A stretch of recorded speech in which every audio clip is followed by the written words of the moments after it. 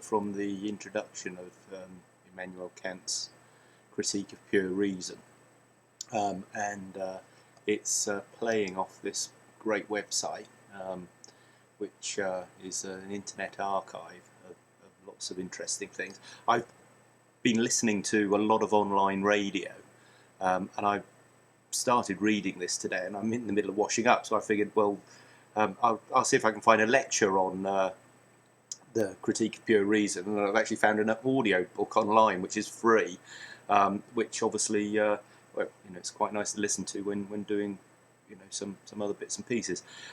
Anyway, so this is a interesting excerpt which I was just listening to, and it comes to a Latin quote and the translation of that Latin quote, which kind of captured my imagination already, as if this stuff isn't going to capture your imagination once you've sort of are made aware of it.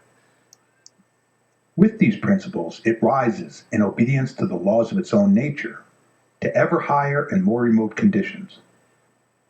But it quickly discovers that in this way its labors must remain ever incomplete, because new questions never cease to present themselves. And thus it finds itself compelled to have recourse to principles which transcend the region of experience, while they are regarded by common sense without distrust. It thus falls into confusion and contradictions, from which it conjectures the presence of latent errors which, however, it is unable to discover, because the principles it employs, transcending the limits of experience, cannot be tested by that criterion. Yeah, I'm just pausing that there. This is, I found this by actually doing some research into plurality, and I did a video yesterday on plurality in guitar chords, and doing some more investigation into plurality. It's something that Kant examines in his Paroglisms, and plurality is of interest to me in terms of the idea of plurality in algorithms and motivation in algorithmic assumptions, and really this idea of testing propositions or predicting outcomes, when you get into probability theory and uncertainty theory and the use of algorithms to assist us in decision making,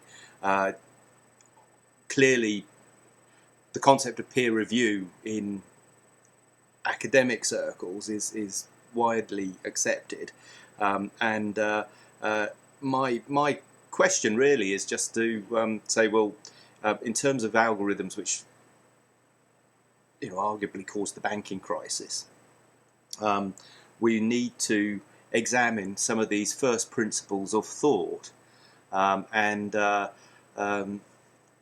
obviously Kant was by no means first on the scene with this, but he represented his thinking at a time when there was a big review of all that had gone before, from Socrates to Plato, through to all the great philosophers and scientists and artists and academics and scholars of all sorts of things,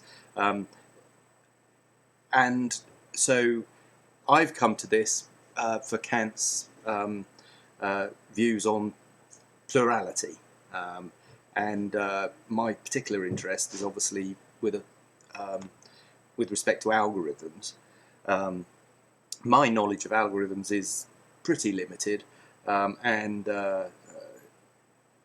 most of the reading I've done on that sort of thing relates to sound and music, and modelling of sound and music and digital signal processing. Other people will have come at it from all different directions. My other interest in algorithms is climate change modelling, and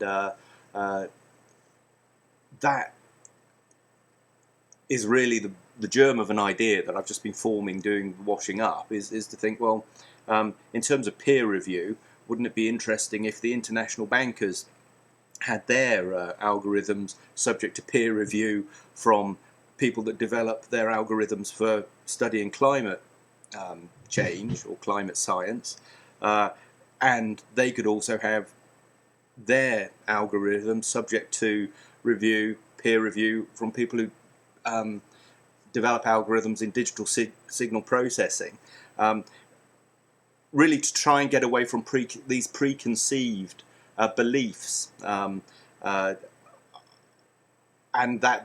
so anyway, that's my interjection here, just to think out loud, and let's just hear this next quote, which I'm going to listen to very carefully, and then just record my kind of reaction to that. The area of these endless contests is called metaphysic. Time was when she was the queen of all the sciences, and, if we take the will for the deed, she certainly deserved, so far as regards the high importance of her object matter, this title of honor. Now it is the fashion of the time to heap contempt and scorn upon her, and the matron mourns forlorn and forsaken like Hecuba. Quote, Modo maxima rerum, to generis nati potens, non trier uxot onopa. Ovid Metamorphosis. Translation: But late on the pinnacle of fame, strong in my many sons, now exiled, penniless. End translation, end footnote. So that's a quote from the Ovid, and I think it's an interesting starting point in itself, and one which I'm going to sort of study some more.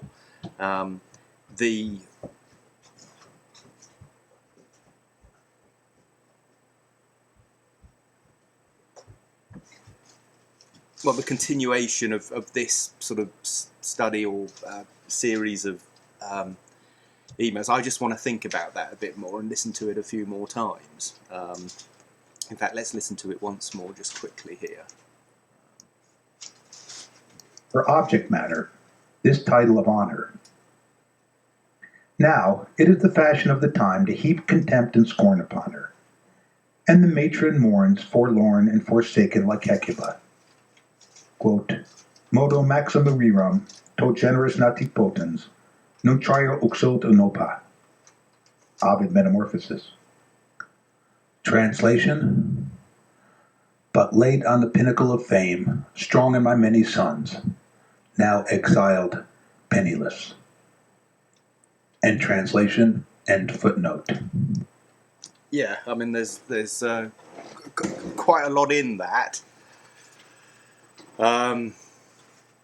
Talking about exile and being penniless, and the idea of growing strong, and then becoming strong in many sons, and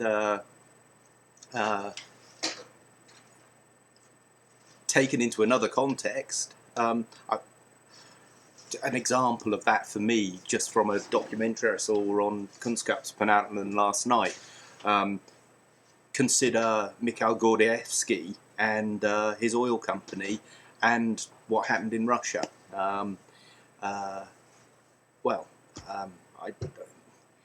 Anyone that's with my line of thought, I don't think I need to expand on that any further. And anyone that saw the documentary last night will see the necessary the parallels in that. This idea of parallel thinking, the idea of plurality, the idea of predictability, the idea of straight line regressions, the idea of